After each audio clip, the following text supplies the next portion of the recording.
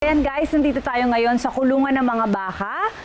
Kasi ang gagawin natin ngayon, maglilinis tayo ng kulungan ng baka at kalabaw. So makakasama natin maglinis si Kuya Benji.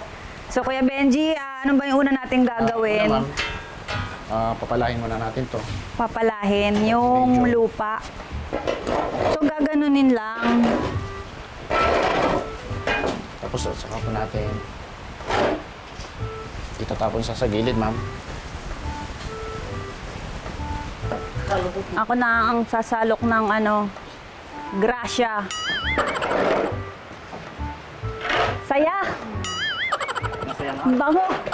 Kuya Benji, sanay na sanay ka na sa amoy.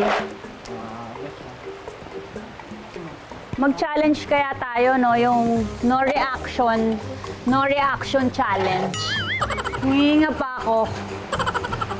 Kaya ko to! Tubig na tayo. Ano? Mana? Dito kayo. So dito. Para yung tubig pababa siya.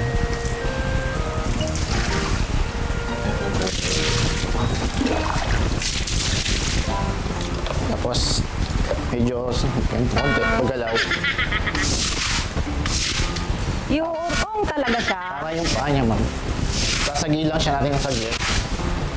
Tapos, Alam mo yung tingin niya sa akin parang naiinis na siya sa akin. Bakit kaya?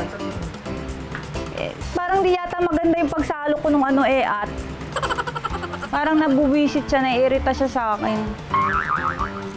Milky, bati tayo. Talaga tong batang to. Sabi ko sa'yo, huwag ka magdudumi, di ba? Alis tayo. Milky. Pupunta tayo sa mamamasyal tayo, di ba?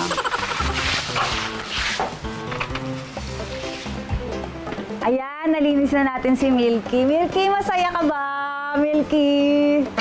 Parang di siya